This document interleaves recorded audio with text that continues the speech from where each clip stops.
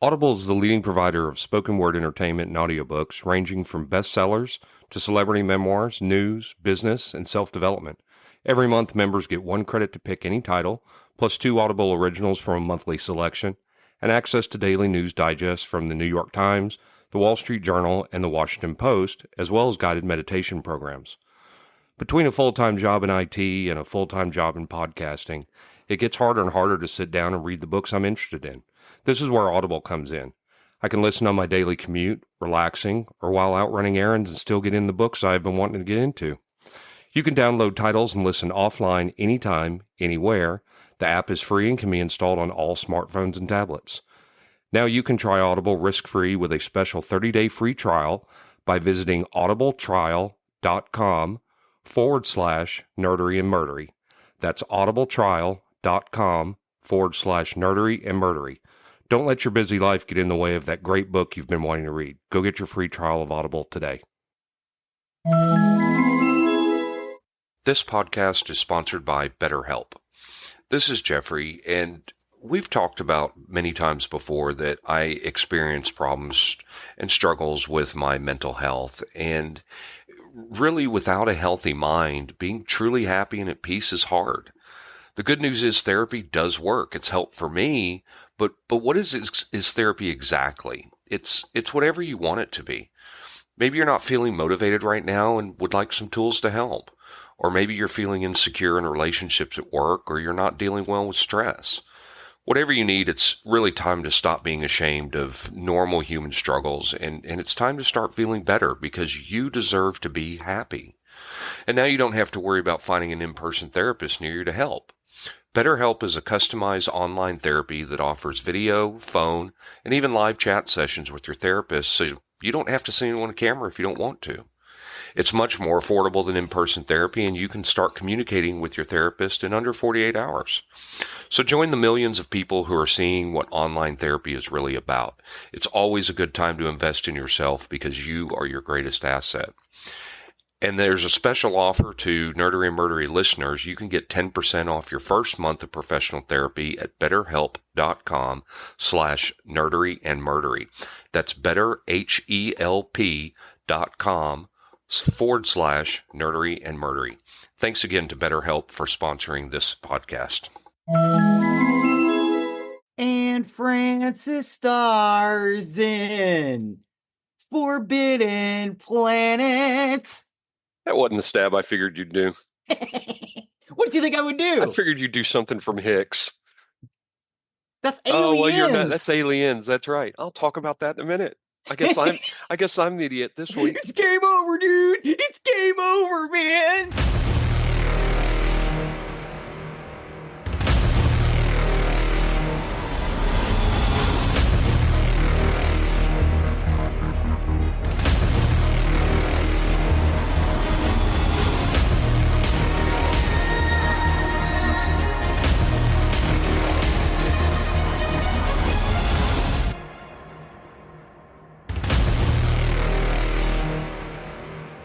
Welcome to episode 186 of Nerdery Murdery.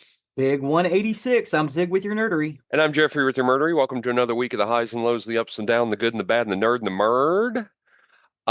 We have a new show we're in the middle of right now. There's 7 or 8 seasons. So I think it's 7 seasons plus the follow-up season, which I think makes 8. But it's Bosch.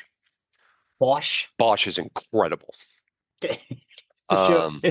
Somebody said a long time ago, and why do middle-aged guys like Bosch so much? Dude, watch it. It's awesome.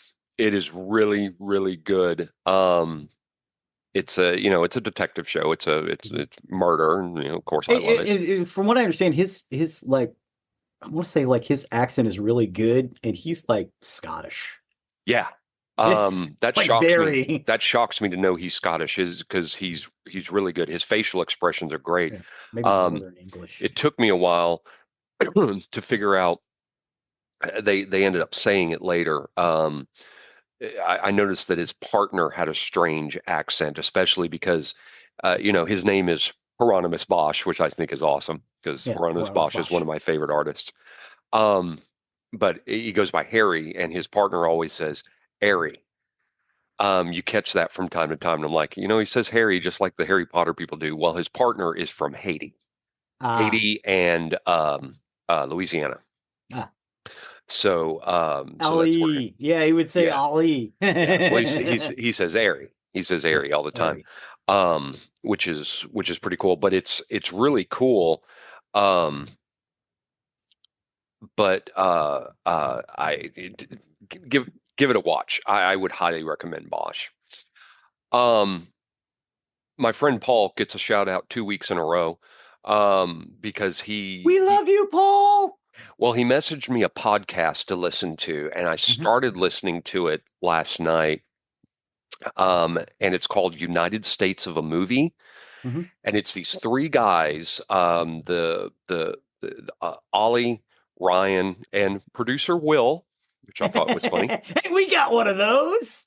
But they cover three movies from a state, which Okay. I think is really cool. Um, Oh, we did that in a recent episode. yes, Yes. yes, and it's funny that Paul mentioned that because as of us recording this, that episode hasn't been released and he hasn't heard that yet. Nope. But I'm going to listen to more United States of a movie. Um, and I'm really enjoying it so far. And I think I'm going to try to reach out to Ollie. From my understanding, I think he's in Austin. He's a British guy, but I, Really? I believe he's in Austin, Okay. but or somewhere in Texas at any rate. But I want to give them a plug because I've enjoyed them so far. Nice.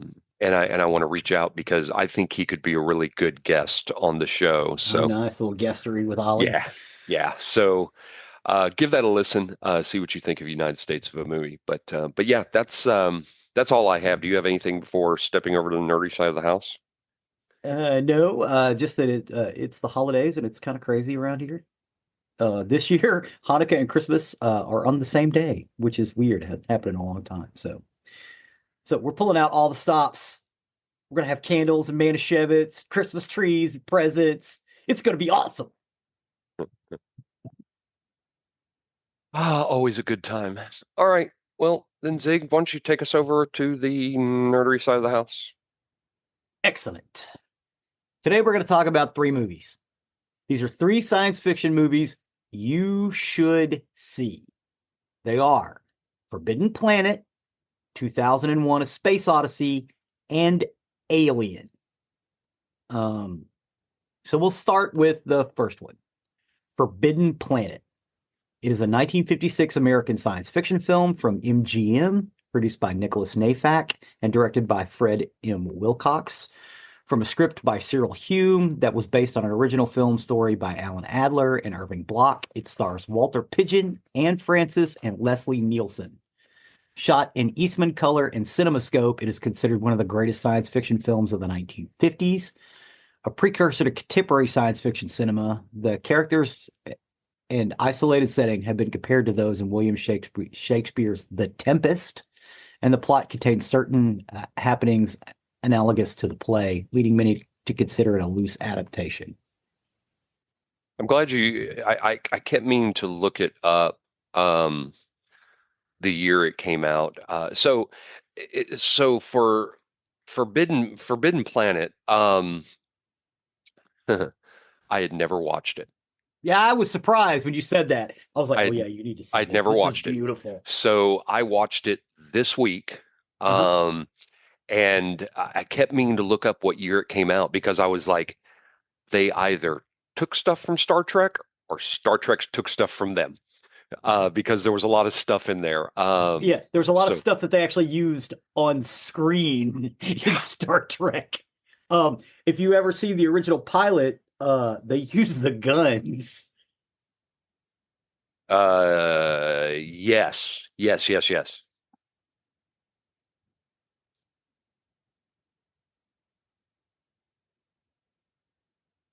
You there? Yeah, Oh, yeah. I thought I I lost you. blinked out for a second. Oh, I thought Sorry. I lost you. No, no. Well, you Um, did for but just like half a second. gotcha. Yeah, it's incredible. So science fiction movies were B movies. And when I say B movies, back in the day, you had a lot of double features. You had the A movie, you had a cartoon, a serial, you had a B movie, and then a newsreel. And then you started the process all over again. What you would do, you would go to the movie theater, you would buy a ticket, and you would go into the movie theater, just start with, you'd sit down, and wherever you started, you watched until you were tired or till you got back to the same spot, or you could stay there all day. That stopped with Psycho in 1960. Because he wanted people to be in there at specific times. Hitchcock. But up until that point, science fiction was B movies. It was for kids, stuff like that. Somebody at NGM thought it would be a good idea to do like a full-blown, throw studio resources at making a science fiction movie just to see what would happen. I mean, because, Wizard of Oz was like a fantasy story. And it did really, really well. It's one of the best-selling movies of all time. So it's like, let's go ahead and try a science fiction story. We've got a decent script here.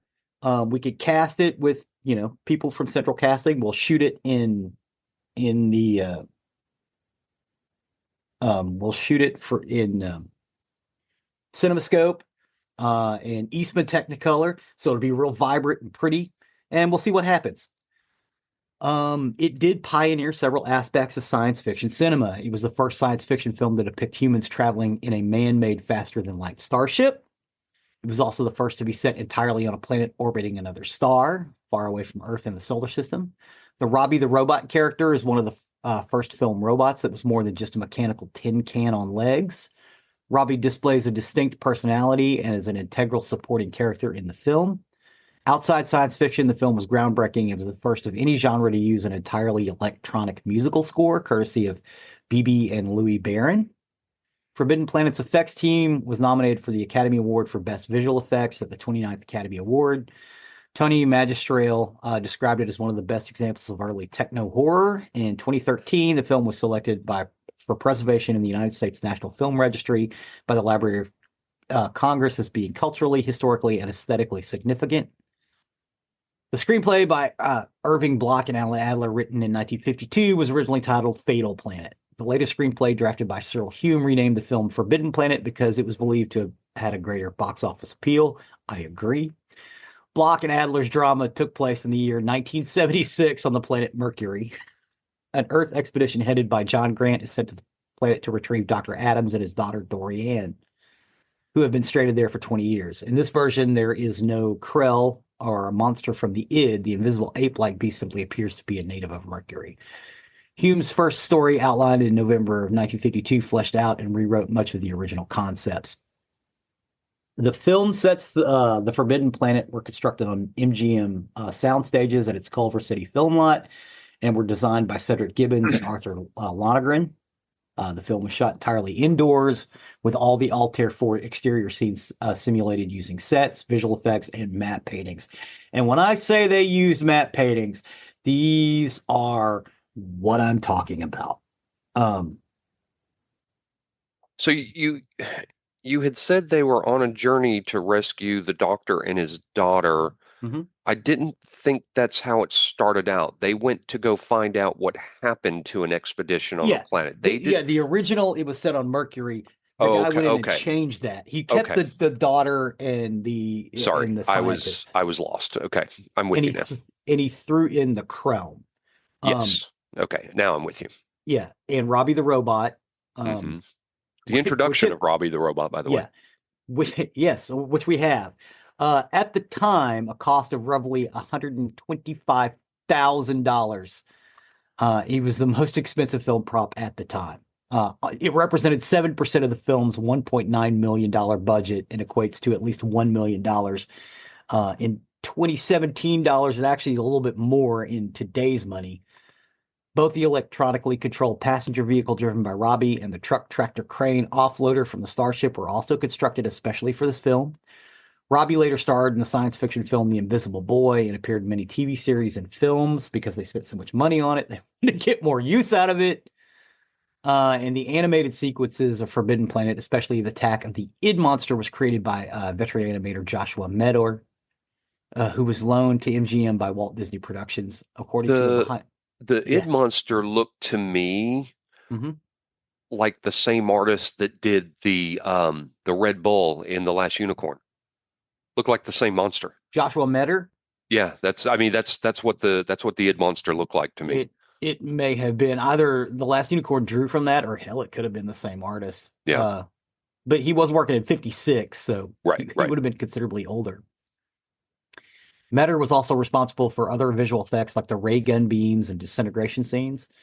And although work prints of cinema film were normally destroyed, the work print of Forbidden Planet was not destroyed and was discovered in 1977. There are differences in characterization, dialogue, and scenes between the work print and the release print, but you can go out and see it.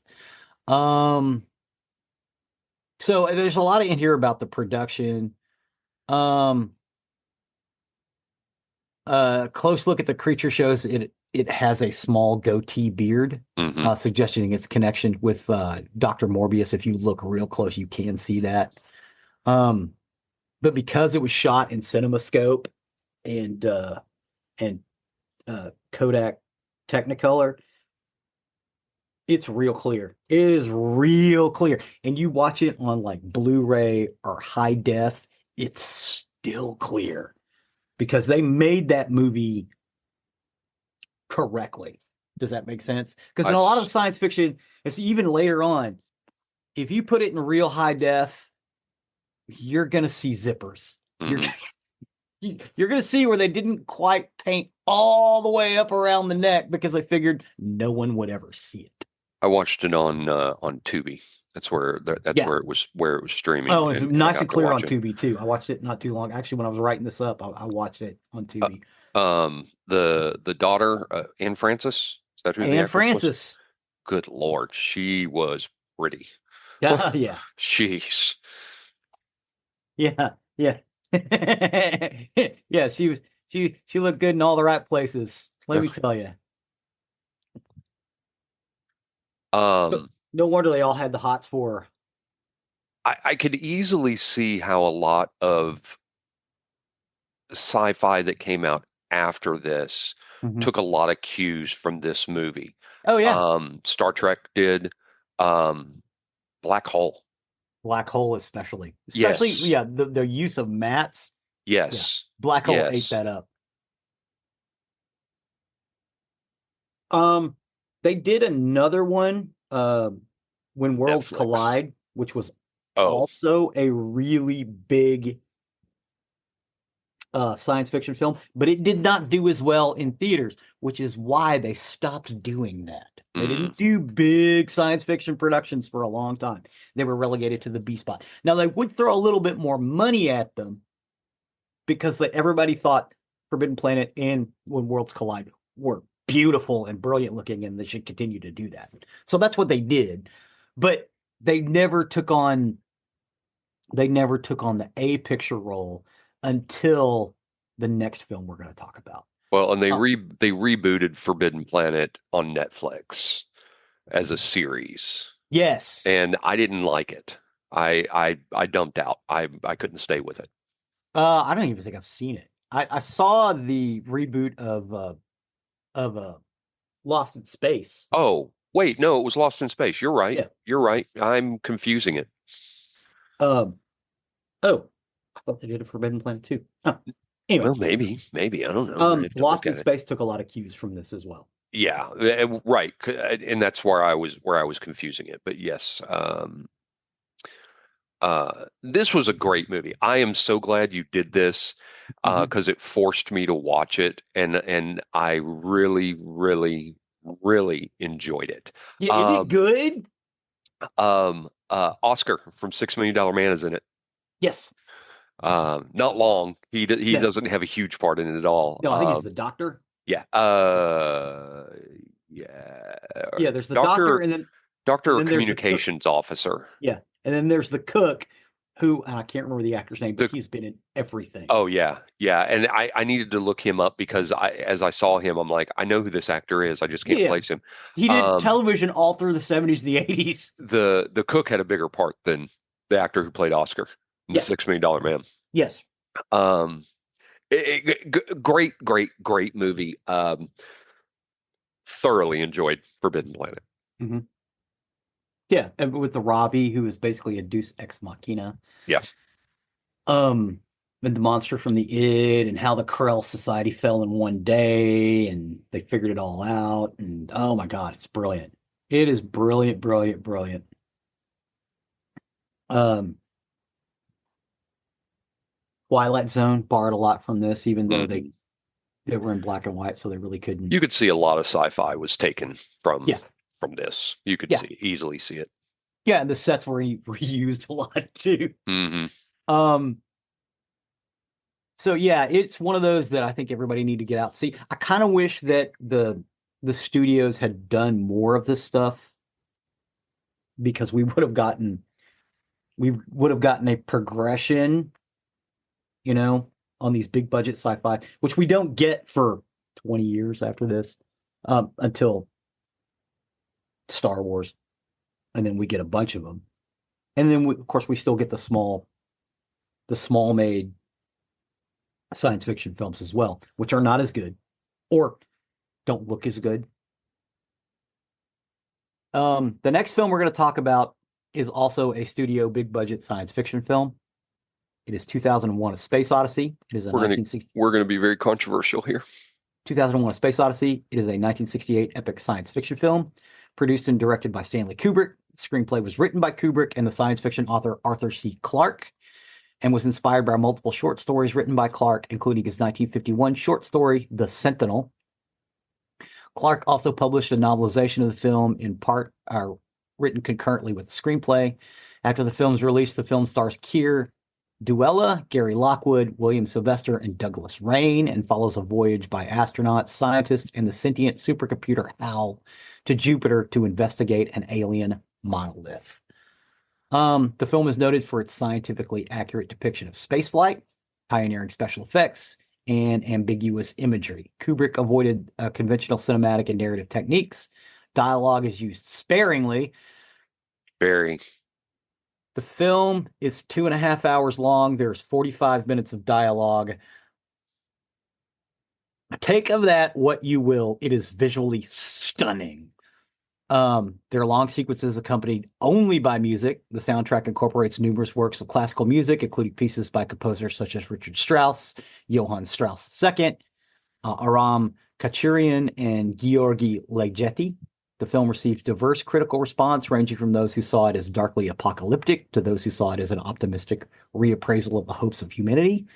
Critics noted its exploration of themes such as human evolution, technology, artificial intelligence, and the possibility of extraterrestrial life.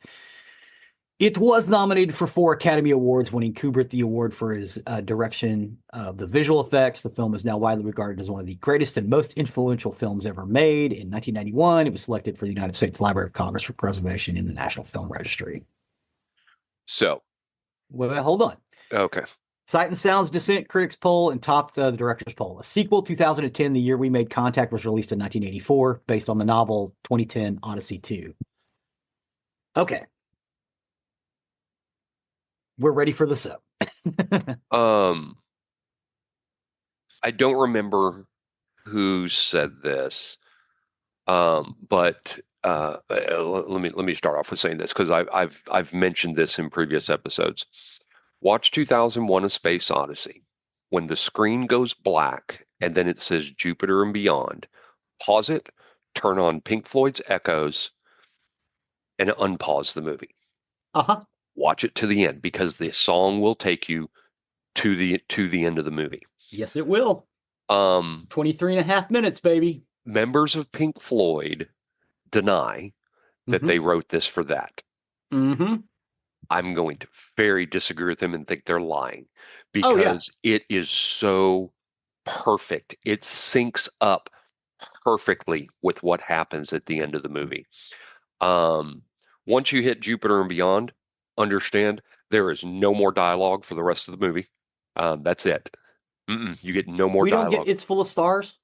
No, that's in 20 that's before Jupiter and Beyond.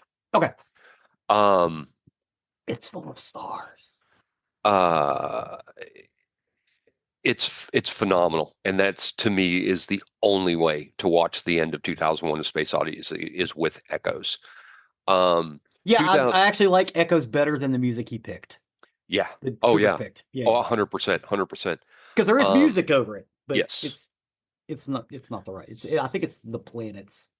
Um, 2010, the sequel, um, I think is a good movie. The quote you just said, "It's full of stars," is entirely too overplayed in 2010. They say that Something's coming. constantly. Something wonderful.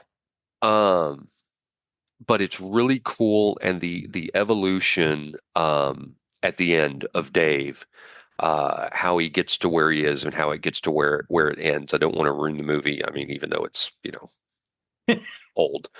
It's over 50 years, sir. Yeah, it's over 50 years. Yeah, what the hell? It when Dave is the last survivor of the Discovery, that's what it was, the Yeah, Discovery. Yeah, Discovery. yeah. Um, it's him going to the alien race and having to go through his entire life so that he can evolve into the Star Child. Mm-hmm. And it's fascinating. Mm-hmm. Fascinating. Um, 2001: A Space Odyssey is a brilliant movie, and I mean, I love Kubrick. How we have not done a Kubrick episode yet is beyond me. Um, because we need to. Mm-hmm. 2001: Space Odyssey is brilliant, absolutely brilliant. But do yourself the favor, do it with echoes. Mm-hmm. Oh yeah, because it's better. The Yeah, music is better than what Kubrick picked. yeah, And honestly, Kubrick didn't have echoes to use. right, right. So That's what I'm if you saying. didn't It have was written echoes to use, afterwards. the Right. piece of music he used was fine. Yes. Yes. Um, But the fact yeah, that because Pink I Floyd agree with said you. they I did think they not write it for totally that, they fucking lied. wrote that for Oh, that episode. I don't see how they didn't. Yeah. So Um, that's the controversy of that. yeah. I would say go out and watch 2010 too, because Yep. it bookends that story. It makes it sound more.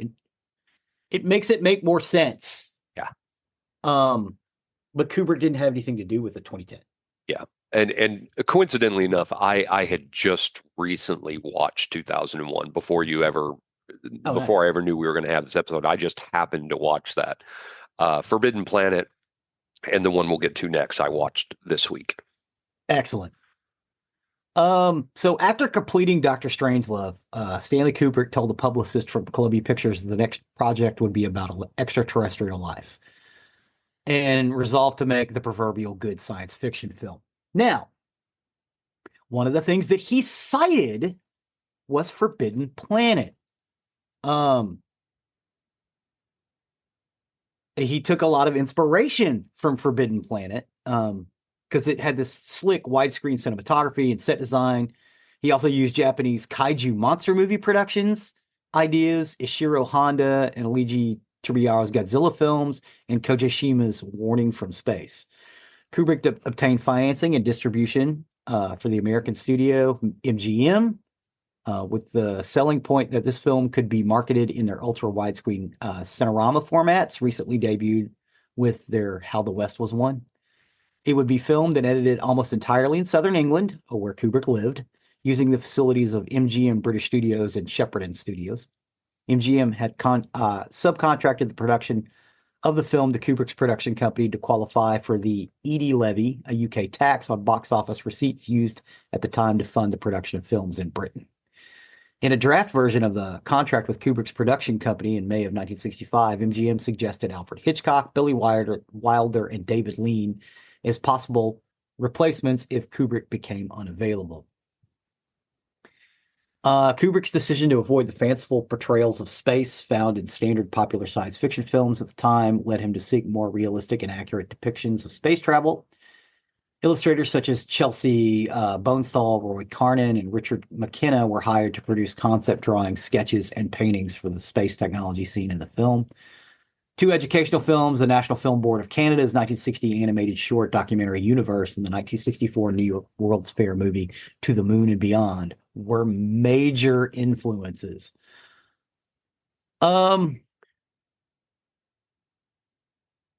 So, you have all of this stuff going on.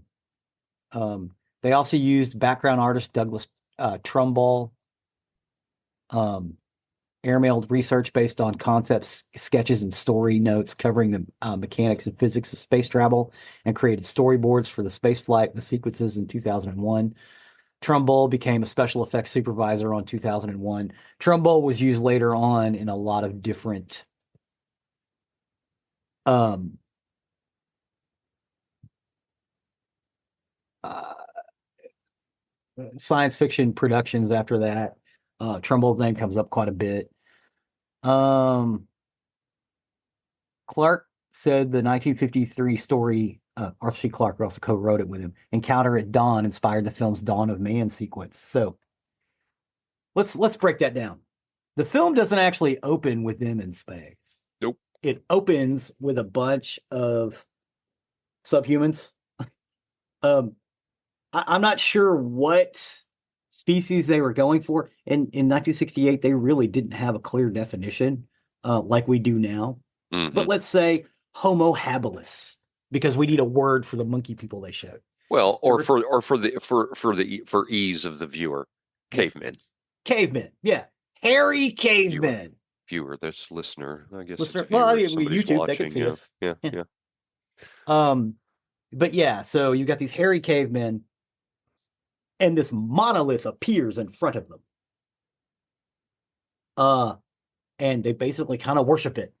And then one figures out, it picks up the jawbone of, I think it's an ass, a donkey. It may have been a tapir, and uses it to kill a tapir and make war on another tribe that's like them, that's pushing them out of the area. And then he takes that jawbone and he throws it into the air, and the jawbone goes up into the air and then comes back down, and it's a space station. Yep. Brilliant. And that's where 2001 starts. Yep. They find a monolith on the moon, and they're talking to this scientist about what to do about it. And he's like, we got to send a craft out because this one on the moon is in contact with one on a moon of Jupiter. Io. Which means, or Io or Europa. It's one of the two. It's either Io or Europa. I can't remember. Both of which I think it's Io. Both of which have the possibility of having life on them that we know now. We did not know that then. Mm-hmm. But it's communicating with them back and forth. So we got to send a ship out to go check it. And that's where the story starts. But you get with the cavemen, you get probably 20 minutes, and there's no dialogue with any of that. Just grunts and whistles. They had not learned to talk yet. They just learned how to pick up a bone and use it as a cudgel. That whole sequence is brilliant and beautiful and awe-inspiring. But if you don't like movies where people don't talk a lot, you're not going to like this picture. It's more about feelings and sounds and visual representations. It is not about talking points. There's some of that in there. And I will even say that the voice of the computer, Hal, which goes crazy and starts killing the people because it doesn't understand what it's supposed to do. In 2010, you actually find out why it did that. Yes. Because you don't really know in 2001. So Io was the moon. I had to look that up. But also Hal, the computer Hal, mm-hmm. is the predecessor to IBM. Yes. Yes. L. IBM, right. IBM. Go ahead and finish. I'll remember my thought. Go ahead. Well, no, go ahead.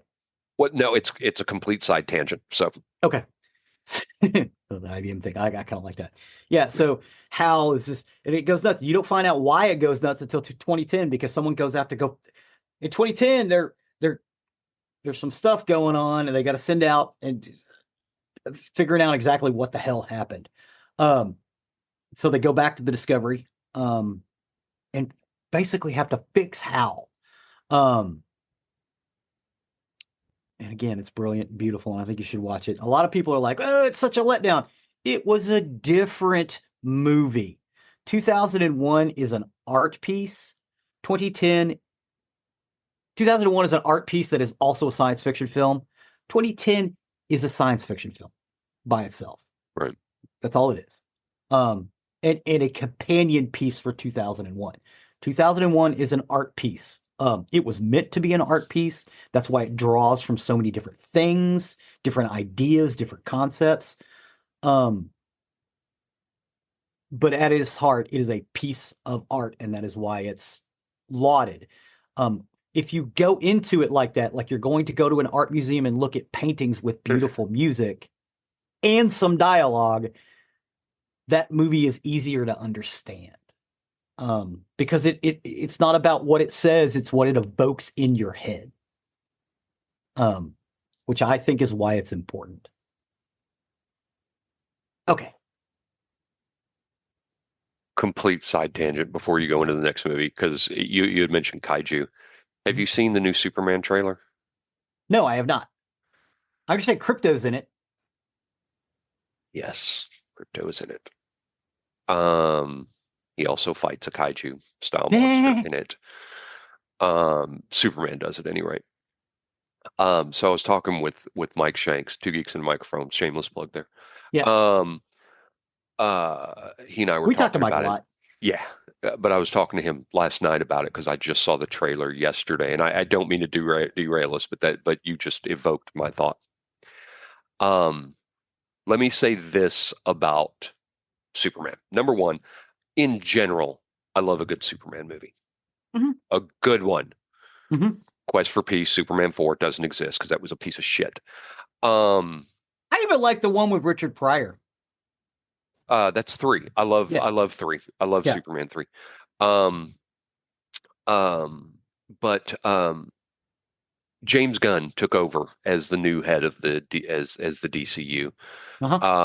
And he promised there was going to be a new Superman movie, and it was not going to be an origin story. It was going to be a true Superman movie. Great, awesome, love it.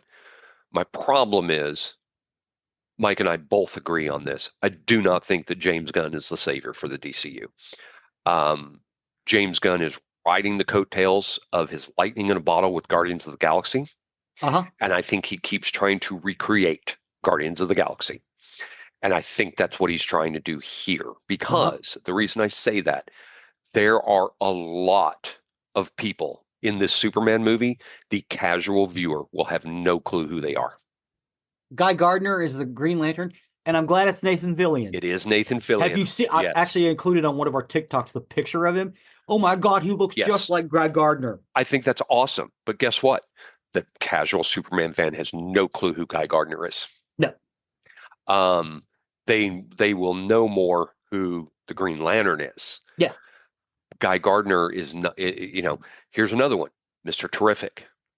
I love Mr. Terrific. Your average fan is not going to have a clue who that is. Okay, I will say this. Mr. Terrific was in the Flash series, and he was brilliant. But if nobody watched the Flash series, you're not going to know who he is. Correct. And then you hit on the other one, Crypto. Mm-hmm. The average fan is going to have no clue that Superman has a super dog. Wait, he has a dog? Not just a dog. He has a super dog. Yeah. That also came from Krypton. Mm-hmm. The one thing I will say that somebody finally got right on Superman that I noticed in this trailer. Part of the problem with Superman, and so many people have talked about this, it's the Clark Kent effect. You have Superman, he puts on a pair of glasses and nobody recognizes him anymore. But it's still the same guy, just wearing glasses. In this one, their hairstyles are different. Between Clark and he shrinks. And I don't mean physically shrinks, I mean like shrinks. And I've never noticed that, but the fact is, Clark and Superman generally had the same haircut, except for the little curl little spit curl that they would get. In this one, it's not. They are a little different, and so I think they kind of may have got that right. But yeah, he's not supposed to look like the same guy. Right. I'm very concerned about this movie. Very concerned, because I really think that the casual fan is going to spend a lot of time.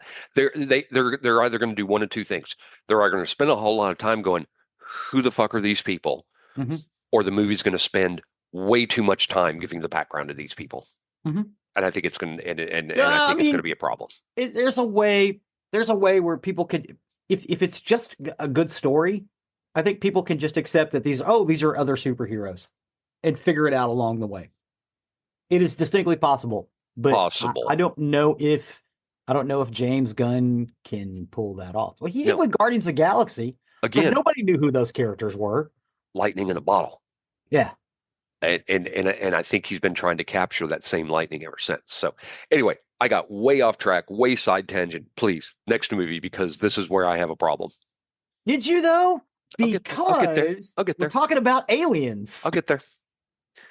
So, Alien is a 1979 science fiction horror film directed by Ridley Scott and written by Dan O'Banion, based on a story by O'Banion and Ronald Shusett. It follows a spaceship crew who investigates a derelict spaceship who are hunted by a deadly extraterrestrial creature. The film stars Tom Skerritt, Sigourney Weaver, Veronica Cartwright, Harry Dean Stanton, John Hurt, Ian Holm, Yaphet Kotto. It was produced by Gordon Carroll, David Galler, and Walter Hill through their company Brandywine Productions. It was um, it was distributed by the 20th Century Fox. Geiler and Hill revisited and made additions to the script. Shusett was the executive producer. The alien creatures and environments were designed by the Swiss artist H.R. Geiger, while the concept artist Ron Cobb and Chris Foss designed the other sets. Alien premiered on May 25th, 1979, the opening night of the 4th Seattle International Film Festival. It received a wide release on June 22nd and was released on September 6th in the United Kingdom. It initially received mixed reviews, but won the Academy Award for Best Visual Effects, 3 Saturn Awards, Best Science Fiction Film, Best Director for Scott, and Best Supporting Actress for Cartwright, and a Hugo Award for Best Dramatic Presentation. Alien grossed $78.9 million in the U.S., and $7.8 million in the UK during its first theatrical run. Its worldwide gross to date has been estimated between $104 million and $203 million. In subsequent years, Alien was reassessed and is now considered one of the greatest and most influential science fiction and horror films of all time. And in 2002, Alien was deemed culturally, historically, and aesthetically significant for the Library of Congress and was selected for preservation in the United States National Film Registry. And in 2008, it was ranked by the American Film Institute as the 7th best film in the science fiction genre and the 33rd greatest film of all time by Empire. The success of Alien spawned a media franchise of films, books, video games, and propelled Weaver's acting career. The story of her character's encounters with alien creatures became the thematic and narrative core of the sequels: Aliens from 1986, Alien 3 from 1992, and Alien Resurrection from 1997. Crossover with the Predator franchise, produced Alien vs. Predator films, and a 2-film prequel series was directed by Scott before Alien Romulus, which was released in 2024. Having said all that, I would like to say that, again, as I said, and I realize a lot of people will say, well, the second one is better.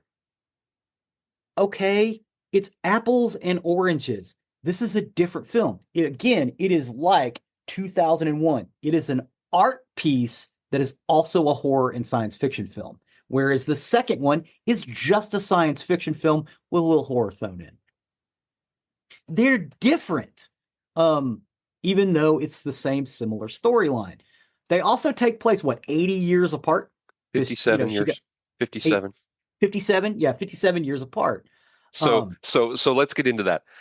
I watched Aliens this morning. You watched Aliens? Yes, I watched Alien. Film. I watched Alien this week. Uh-huh.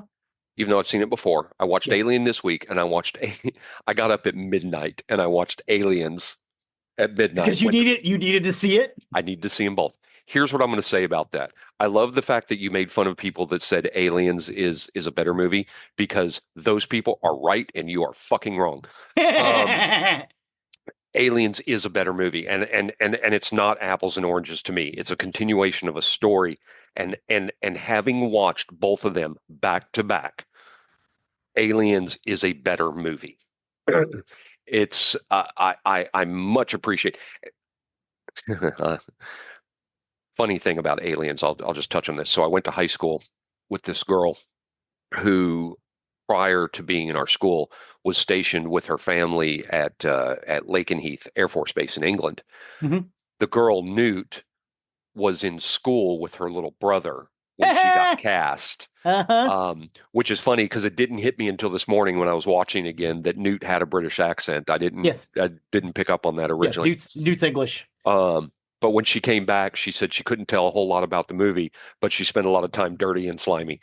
Hmm. Um, Aliens is a better movie. I really think it is. Part of it is So you're you're saying talking. that Alien is a bad movie? No, not at all. Not at all. Okay. Alien is a good movie. Alien is a very good movie, and Alien takes keys from Forbidden Planet. Yes, it It takes some does. stuff from Yes, it does. these movies.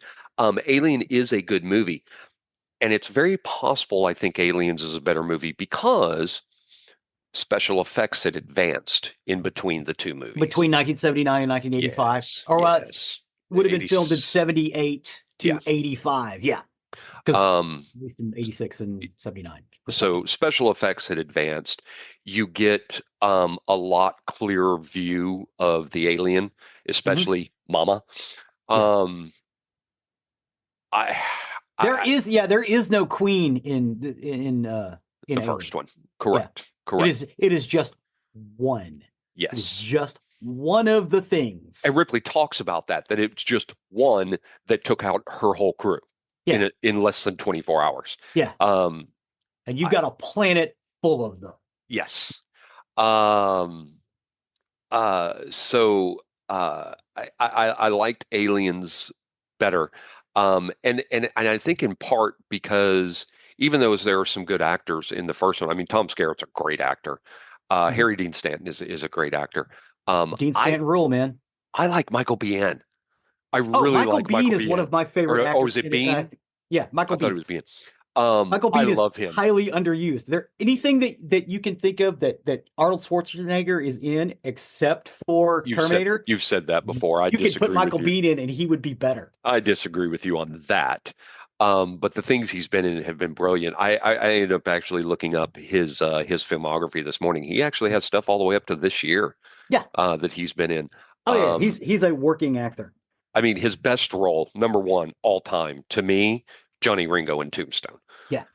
is phenomenal. But I like Michael Biehn in it. I love the gunnery sergeant in Aliens.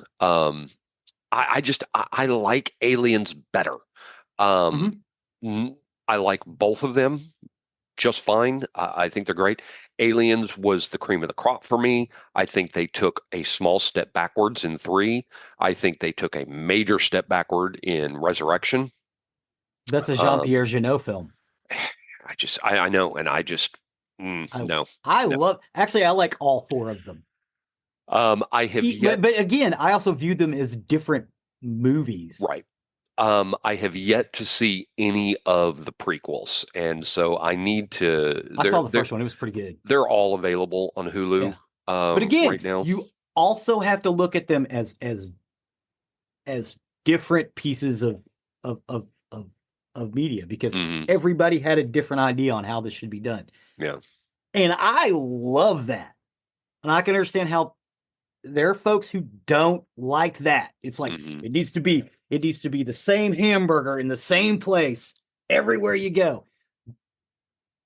No, Y'all I are mean, nuts. no, I want my sequels to be different. I want them to be different stories. And that's what I like about Aliens. It is a different story. Yeah, They're having exactly. to go back to the planet because a colony has and that's the reason because I watched this morning. That's why I know they're 57 years apart. Yeah, because a Um, colony got set up there. She's like, "Well, you did what? right, right. You guys are nuts. She Look what happened." she wakes up to find out she's been drifting in space for 57 years in Hmm. stasis. Um, it's just Aliens to me is the better movie, but definitely see Alien. It's well worth it. Oh God. Really, really good movie.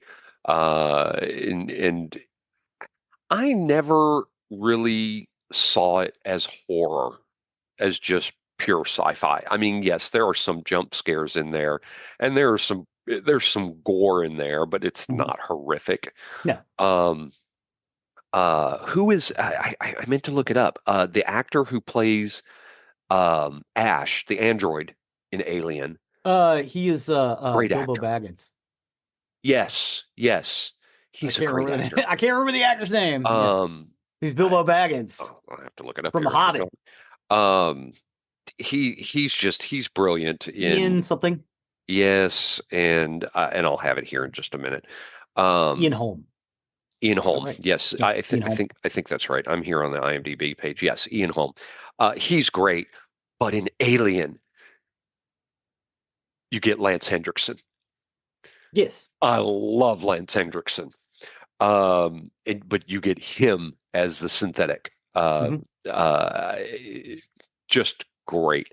They did not. Um, Yeah, it's so in the original Alien, they did not realize that Ash was a synthetic. They thought he was just an asshole. right, right. And then the idea of the aliens freaks him out so much that he just starts going crazy. And that's when they figure out he's an android. They didn't He's a know. synthetic, right? They'd been on the ship with him for years. Yeah, they talk about that in the movie that they didn't realize he was a synthetic. You find out very early in Aliens that Lance Hendrickson's character, Bishop, is a synthetic. And they talk about that there were, design flaws in Ash's version, and that couldn't happen because they have emotion inhibitors in the new versions and whatnot. Um, Bill Paxton in Aliens, Okay, I who want to talk about Alien. we We can have talk been. about aliens We've been later. talking about both of them though, because they're really a one and a two, and you've got to watch them together. You've got to watch I them would together. agree. I would agree. Really should see them. You should see the connective tissue between them and then Yeah, compare and contrast. yeah, I would also argue that the third and the fourth one you should also see because again, it's everybody has a different take on it. yeah, Because I love them for different reasons. yeah. 20th Century Fox did not express confidence in financing a science fiction film. However, after the success of Star Wars in 1977, its interest in the genre rose substantially. According to Carroll, when Star Wars came out and was the extraordinary hit that it was, suddenly science fiction became the hot genre. O'Banion recalled that they wanted to follow through on Star Wars and they wanted to follow through fast. And the only spaceship script they had sitting on their desk was Alien. Alien was greenlit by 20th Century Fox with an initial budget of $4.2 million. It was funded by the North Americans, but made by 20th Century Fox's British production subsidiary. O'Banion had originally assumed that he would direct Alien, but 20th Century Fox instead asked Hill to direct. Hill declined due to other film commitments as well as not being comfortable with the level of visual effects that would be required. Peter Yates, John Borman, Jack Clayton, Robert Aldridge, and Robert Altman were considered for the task. But O'Banion, Shusett, and Brandywine team felt that the director would not take the film seriously and would instead treat it as a B monster movie. Giller, Hill, and Carroll had been impressed by Ridley Scott's debut feature film, The Duelist, and made an offer for him to direct Alien, which Scott quickly accepted. Scott created detailed storyboards for the film in London, which impressed Fox enough to double the film's budget. His storyboards include designs on the spaceship and spacesuits, drawing on such films as 2001: A Space Odyssey, Star Wars, and Forbidden Planet. However, he was keen on emphasizing horror in Alien rather than fantasy, describing the film as the Texas Chainsaw Massacre of science fiction. That was the bit I just wanted to get. It was Sigourney Okay. Weaver's. Now we can go back to talking about the two of them. That was Sigourney Weaver's fourth film. Yeah. Yeah. Well, I didn't realize she was in Annie Hall. Yeah. Yeah. Yeah, but she's there for a cup of coffee. She's not there long. And by the way, I'll get controversial with you. Woody Allen is overrated. I would agree. Some of his films are incredible. Meh. Some of them is just him being a creep. Meh.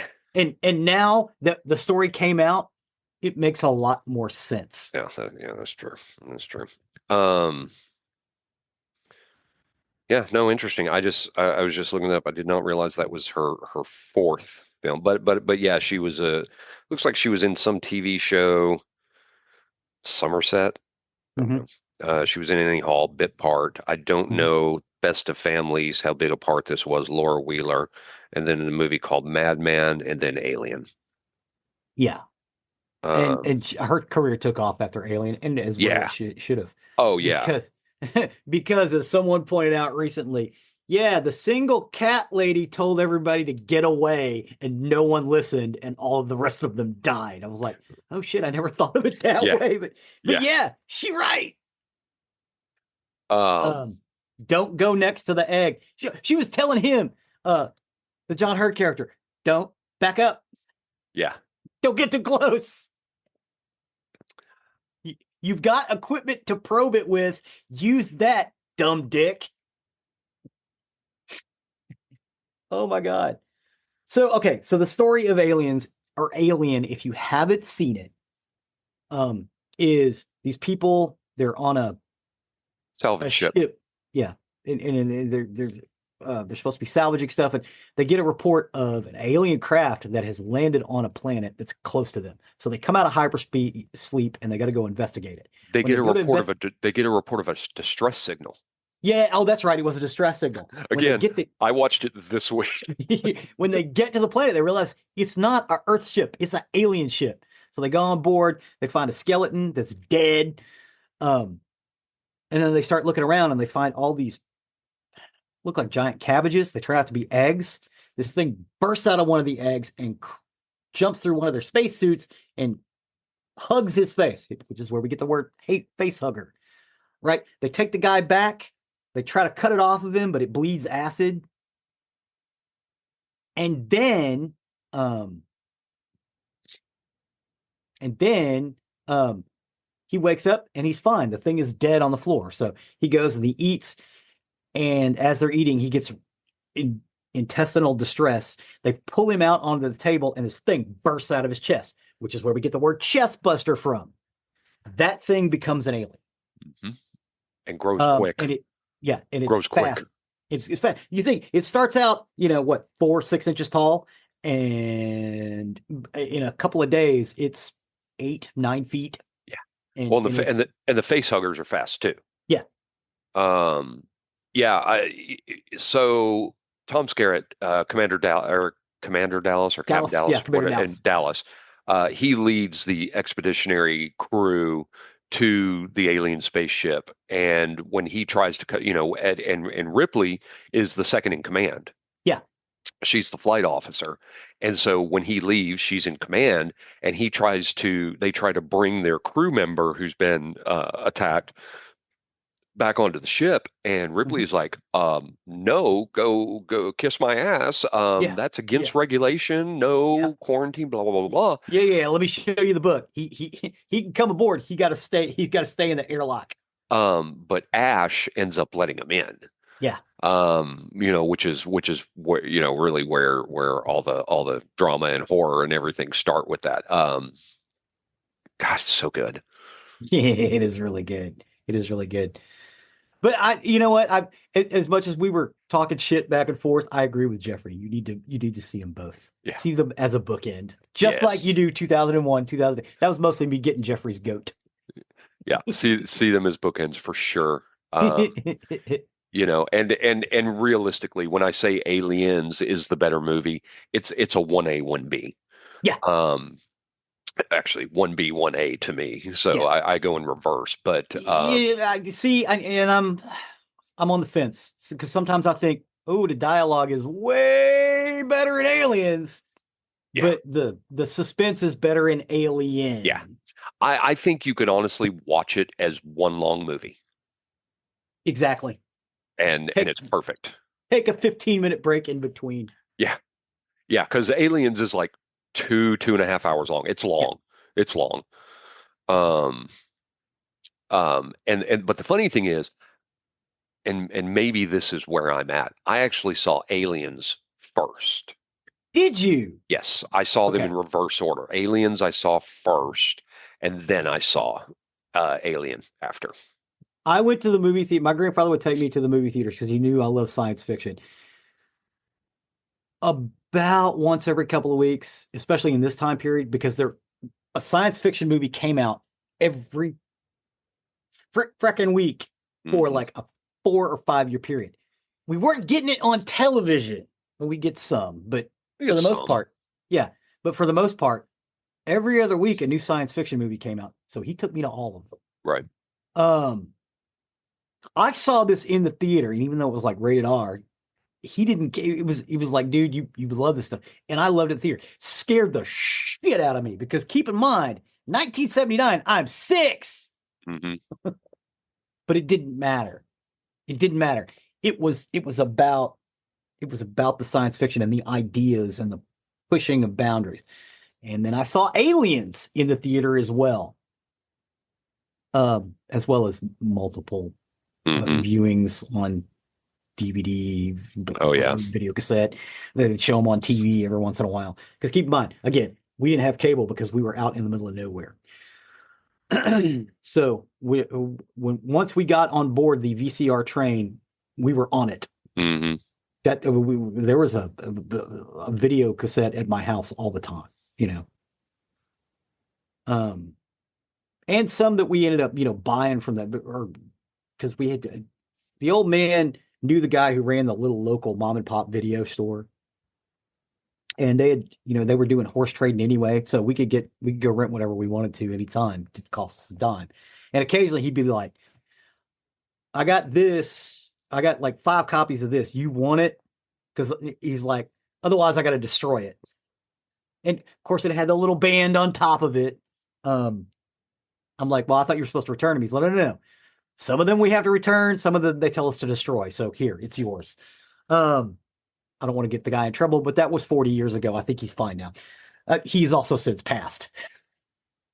But yeah, so we would have like these screener copies of stuff. So I would watch them over and over again.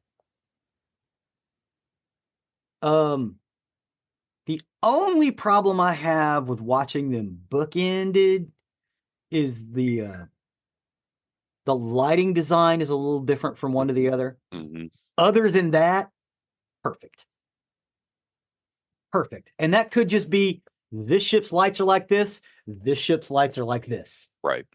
And it's Because perfectly acceptable. I mean, in Alien, you have their drop ship, which has Christmas lights on the bottom of it for landing lights. Yes. Whereas you go into Aliens and they've got a military drop ship that's armed to the teeth, and it has nice floodlights and everything like that. It's very, very different. Yeah. It's like, oh wow, look, those are KC lights from God. Yeah. Wow. You can't so bright you can't see anything on the other side of them. Right.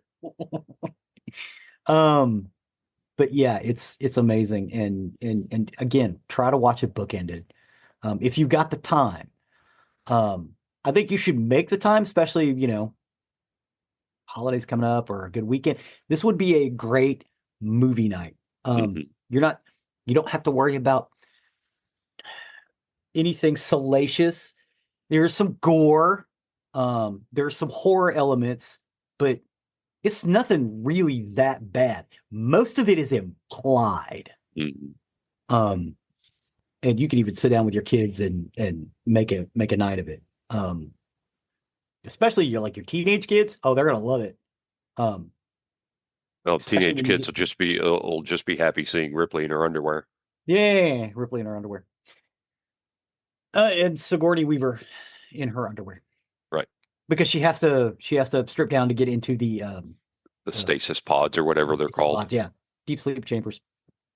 But yeah, it's definitely worth a shot. And what's amazing is, again, as old as this stuff is, how good those effects still look today. Yeah. The ship designs. Oh my God. In the second one, I would say I like the Sulaco. Yeah. Sulaco. It looks like a giant rifle in space. It's a beautiful design for a ship. Well, I mean, it's obviously a ship of war. Yeah. Versus the salvage ship, the Nostromo. Yeah. In the first one, which is obviously an industrial ship. Yes. Yeah. The cool thing about Aliens is most of the technology they were using in Aliens actually existed in the 1980s. Yes, it did. Which is really cool. And some of the other stuff, like you can also see that in the design process, they'd actually looked at the original film and went, okay, 57 years after this is what it would look like. Right. Boom. Brilliant, brilliant. And I will say, Jimmy Cameron has an eye for that stuff, but he also started out as a matte painter, Hmm. in a small uh, model build guy. So all his stuff is dead on good. And not for nothing, James Cameron can take a budget of almost nothing and make it look like $1 million. Yeah. Especially when it comes to sets and mats and models and shots. Yeah. There's nobody in the business better. But that is about it for 3 science fiction films you should see. Awesome. Kids, thanks for going on that tour with us. It's it's fun. Yeah, without a doubt, see those three. Mhm. I think you'll be very, very happy. And Yeah. the fact that the latter two take obvious stuff from Forbidden Planet, Hmm. I think is a really good reason to watch all of them and throw Aliens in there, throw 2010 in there as Yes. well. Watch all of Yes. those. I don't think you'll be disappointed at all. No. Um, No, and what's amazing is how well these effects all hold yeah, up. make it a movie night. Forbidden Planet was like Hour and a an half? hour and a half, hour 40, maybe something Yeah. like that. The others are slightly longer. Yeah. So, just go into it knowing that that is a, 2001's long. That should yeah, be a, yeah. yeah, those are. So, prepare yourself with a lot of popcorn, snacks, everything like that. Mhm. You'll enjoy it. But thanks for taking us down that journey. That's really, really Sure, cool. man. Um, So I had I told you last week that my brother-in-law was in town and he and I both drank the same energy type drink for years. And Yes. and I told him, I said, yeah, you got to come try Magic Mind. I want you to not take your drink because I know you brought Hmm. some with you. I want you Uh-huh. to try this instead. And he's taken it and I said, so, and he goes, yeah, there's a difference. He felt it as well. So it's not just me saying it. It's not just Chelsea saying it. Now I've got yet another person saying it. Um, it's been amazing to meet people that I have introduced to Magic Mind as well. That it's incredible the formula that they have developed to give you more energy, to make your mind clearer. Um, they have ads for Magic Minds that says your new Adderall, I think is what it says. Um, it's an incredible um, addition into my life to tell you that. I take my Magic Mind shot every single day, and it gives me all day energy. There's no crash involved. It makes me feel good. I can think better, especially as you get older. You don't quite think as clear anymore. Well, that's help with that. Go out and try Magic Mind. I can't tell you enough about it. Go try it for yourself. If you use the link from our show, it's www.magicmind.com/nerdery20. That's NERDERY 20. www.magicmind.com/nerdery20. You will get 20% off your order. Um, Nice. Go out there, give it a shot. Give a shot to the shot because it's just a little shot of energy. Um, you'll thank me. I promise you'll thank me. This is not me just saying it. I have tried it. I've done the experiment with it. Um, Go out and see what I'm talking about. Check out Magic Mind. Promise you you won't regret it. Sweet. So with that, I will step over to the murdery side of the house. Murder. Can we take a quick break?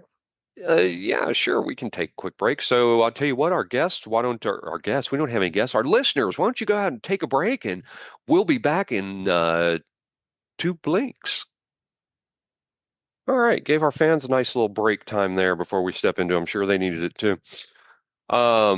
So today I got my information off Medium, ABC News, Daily Mail, and NBC 10 News Philadelphia. And this is the murder of Kayden Mancuso. Kayden Mancuso. Kayden Mancuso was born to parents Catherine Giglio or Giglio Sherlock and Jeff Mancuso. Catherine and Jeff had met during the summer of 2009 on the Jersey Shore, and according to Catherine, her relationship with Jeff was more of a fling. Hmm. She did find him charming at first, but when she found out she was pregnant with Kayden, she tried to make it work with him. Yeah. They moved in together and tried to raise their daughter together, but it didn't work out.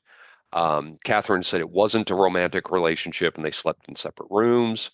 Um, and they ended up separating when Kayden was just a year old. Oh no. 2 years after that, Catherine started dating a new man named Brian Sherlock, and by 2017, the pair was married or were Hmm. married. From that marriage, Kayden had two little brothers, Kyler and Blake. From the time Kayden was very young, she lived primarily with her mother.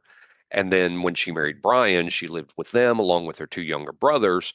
But Jeff was allowed visitation. Yeah. Catherine wanted custody of Kayden because since 2009, Jeff had proved himself to be unreliable, violent, and overall a dangerous person to be around. According to Jeff's sister, from a young age, Jeff was very troubled. From the 10 years that followed 2009, Jeff was charged with various levels of assault, as well as multiple charges of trespassing, harassment, and inappropriate behavior. When Catherine was pregnant with Kayden, there was one incident where Jeff pushed Catherine over and she fell off a chair.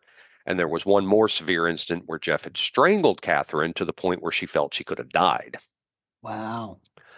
When the separation first happened, Catherine and Jeff set up an informal custody agreement where he would see Kayden every other weekend. And for a while, things worked out really well. Some thought that Jeff was a really great father. To most of her family and friends, Kayden was a typical 7-year-old. She was a talented athlete, a good student who loved dancing and singing around the house, and even competed in local pageants. She was set to play as a 7-year-old on the 10U Pennsbury Gym softball team and was amazing at gymnastics. Um, Kayden apparently trusted her father, and it was Yeah. said he treated her well. He followed the informal custody agreement very well, and there was never any issues about his behavior towards Kayden. His behaviors outside of parenting did get continually worse. He continually did what he wanted, and he made it clear that no matter what, no one was going to get in his way.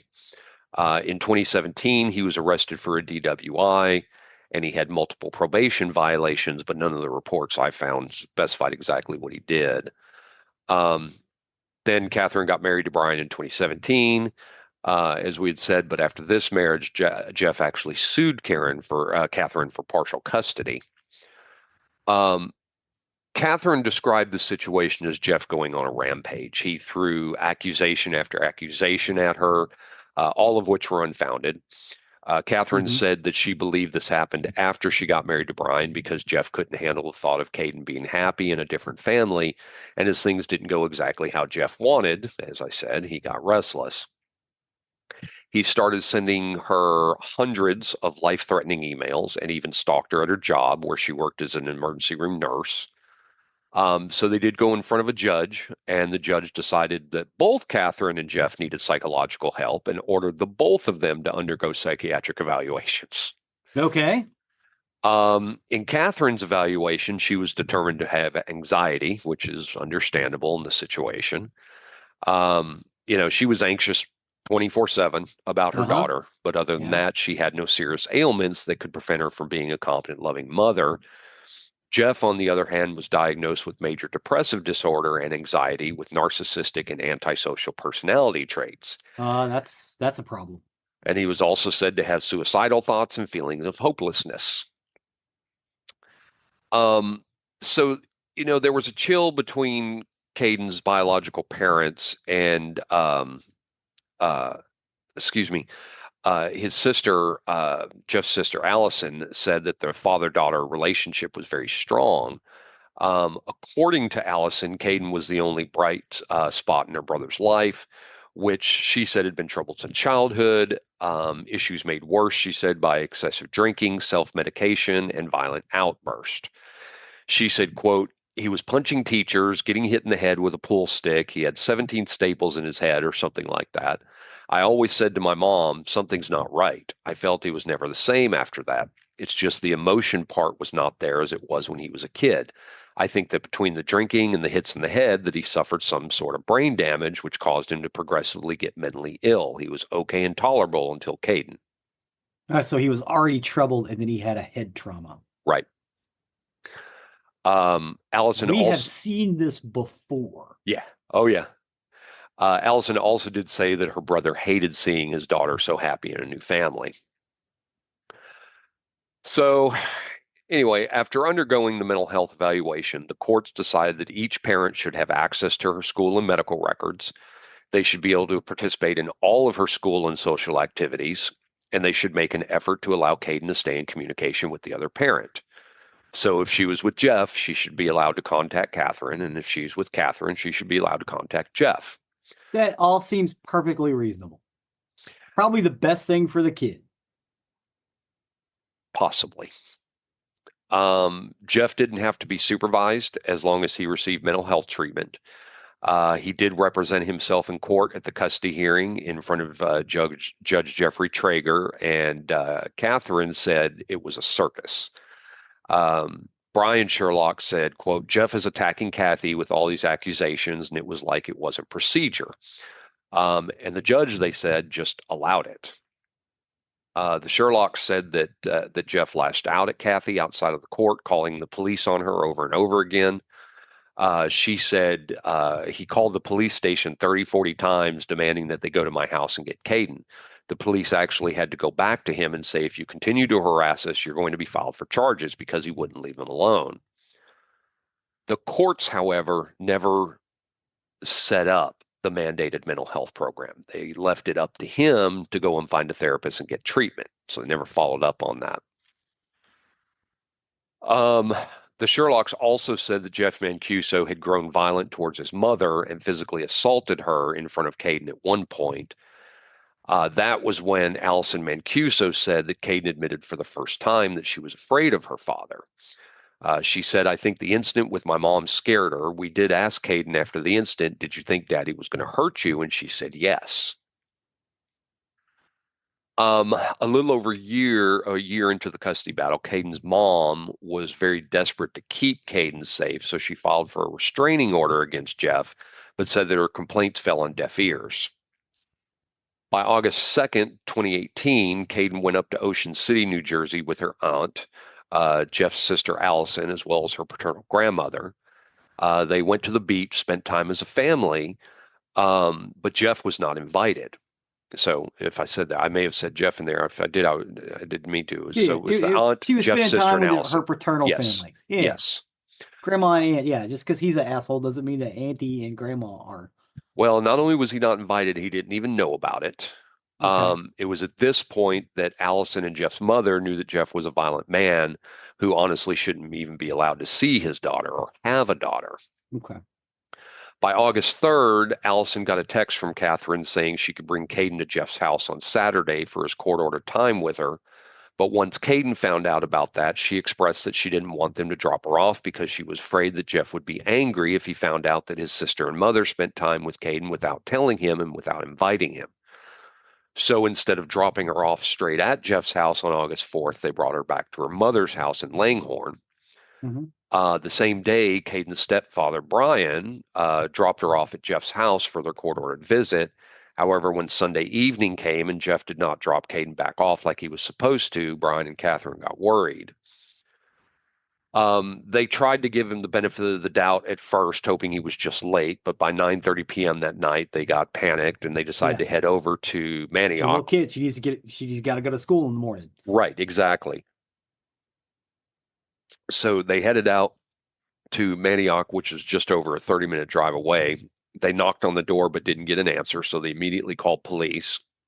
It took over 90 minutes for an officer to arrive, and by the time they did arrive, they told Catherine and Brian they couldn't do anything without a search warrant.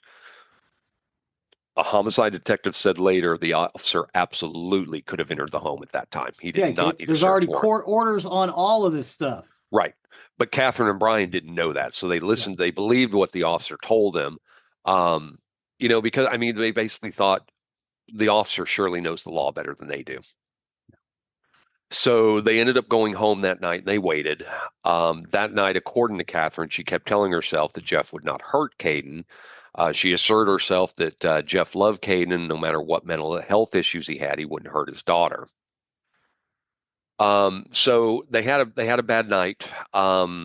Stayed up all night, posting around Facebook to see if anybody had seen Kayden. So the following morning, by about 10:50 a.m., Brian, along with Catherine's father and Kayden's grandfather, went back to Jeff's house to check things out. As they looked around, they found that the back door was actually open, so they went inside and went into the living room, and that's where they found the horrific discovery. Kayden was lifeless, her body lying on the ground right by the front door. She was found with her shoes on, as well as a plastic bag over her head. She had obviously been murdered. Catherine's father then went upstairs to the master bedroom, and that's where they found Jeff. He too was dead. He hit himself with a belt. I guess maybe with the belt buckle. I never got any clarity on that. According to the medical examiner, Kayden had died a brutal, violent death. She died as a result of blunt force injuries to the head. They said she had defensive wounds, but of course wasn't enough. After beating her to death, Jeff flipped her lifeless body over and tied a plastic grocery bag around her head, securing it with an iPhone charger to make sure she could not and would not survive. According to Catherine, she told Kayden that if she was ever scared of her dad, she could run away as fast as she could and get to a trusted adult who could call 911 or Catherine. That's why her shoes were on. She was running away. Yep. That's exactly what she believes. She believes she was trying to run out, but before she got that chance, she was murdered. After violently beating his daughter to death, Jeff went upstairs and washed his hands. It's been reported differently depending on the source you look at, but he either wrote a suicide note right after killing his daughter or right before.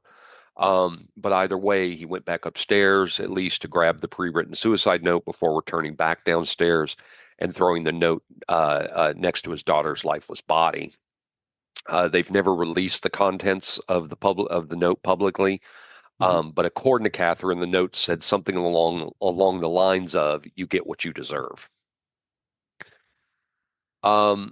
In the aftermath of all this, Catherine was pissed at the courts. She felt they allowed this to happen.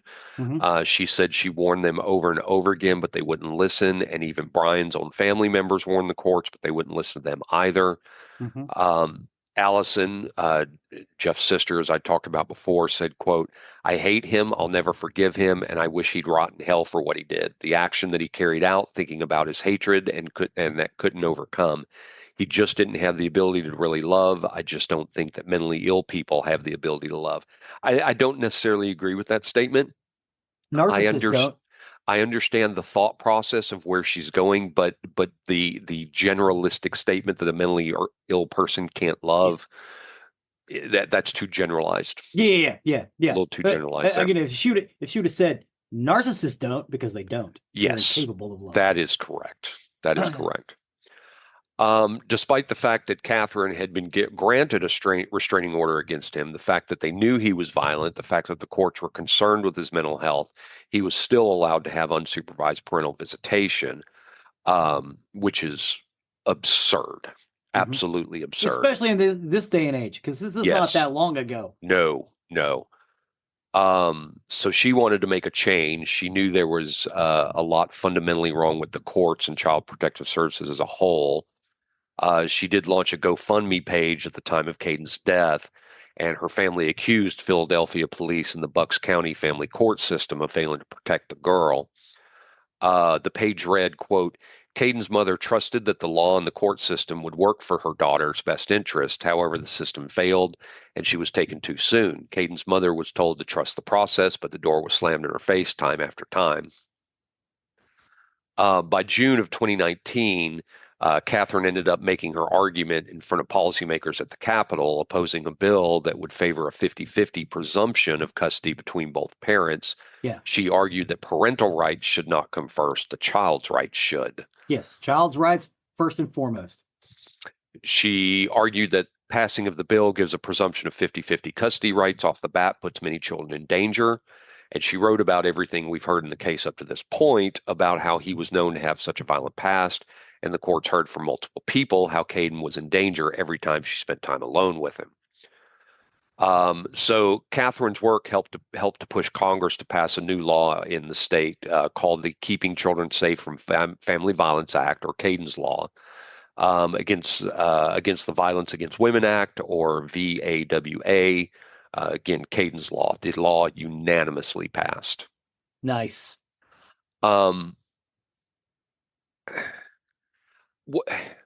With this kind of case, I'm going to get on my soapbox once again. I have to urge all of our listeners or our watchers out there, be as active as you can when it comes to consuming true crime content. Don't just look at it as a source of entertainment, although we do this for an entertainment basis. Do understand that these stories also have messages behind them, and especially content that involves children. Don't just listen to Kayden's story and move on with your life. Listen to it and do something about it. Look into local resources in your state or your county or community. See how you can get involved, even if it's just reading about the massive problem we have with children's rights, or signing a petition, or literally just be aware of the issues that are facing your community, so that you can be vigilant and active. As we always say, if you see something, say something. Say something. Yeah. Don't just stand back and think it doesn't affect you. Listen to these stories I tell and understand you have a place in this, and you have the ability to help in prevent cases like this. If enough of us stand up and say, this is the line in the sand, this is where we're done, we need to protect our children. We need to protect our children. Listen. We need to protect our children. We've got to get better about mental health in this country. We have to be better. We have to be better about this. There's too many times where we cover stuff like this. So do your part. Get active in your community about helping prevent these kind of things from happening again. So sorry, I'm off my soapbox now. No. That was a beautiful soapbox. I agree with you wholeheartedly, sir. So that is the story of the murder of Kayden Mancuso. Well, thank you for that. Thank you, sir. I appreciate you taking that journey with me. I know it's not always easy on my part, but appreciate you sitting through with me on that. So that will take us to the end of another recording week. As always, you can go to our website, nerdsandmurds.com, where that's our hub for everything we talk about. You'll find links to we talk about, the things we talk about, plus pictures.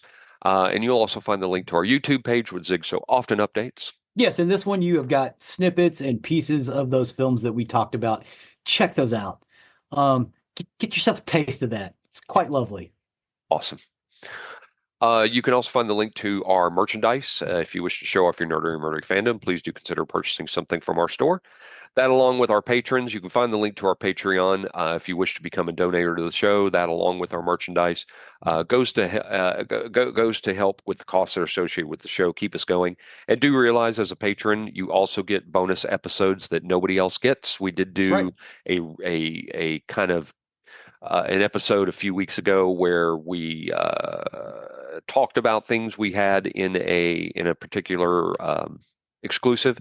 So you do get those. So if you need additional nerdery murdery fandom in your life, please do consider becoming a patron, because you do get that information there. You do get those stories there. We appreciate each and every one of you. Please and thank you. Please and thank you. Last but not least, please don't forget to leave a 5-star review wherever you can. It really helps us and helps others find our content that may be looking for the information that we talk about. So with that, I have been Zig with your nerdery. And I'm Jeffrey with your murdery. Cue the music.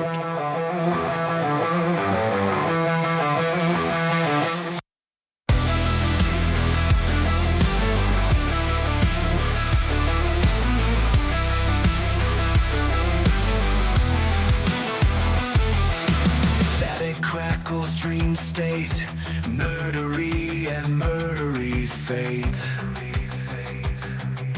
Voices in the wire, two dudes light the fire. Obsession and confession, games and death procession. Through the microphone they speak, dark secrets geeks seek. Murdery, murdery, crazy blend, horror tales that never end. Dice roll, blood spills, podcasts thrill, the mind fills.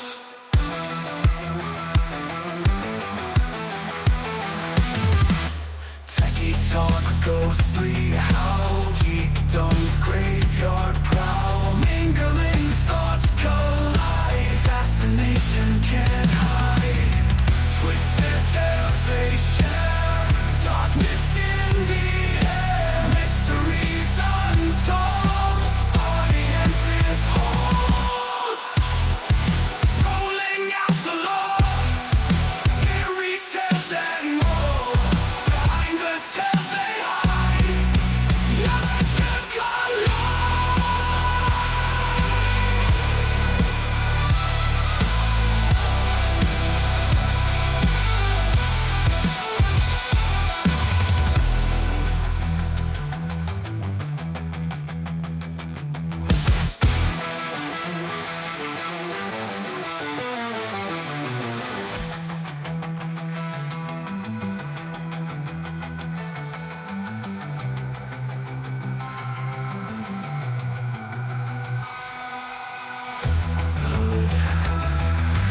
Lurid tales and more. Behind the tales they hide, narratives collide.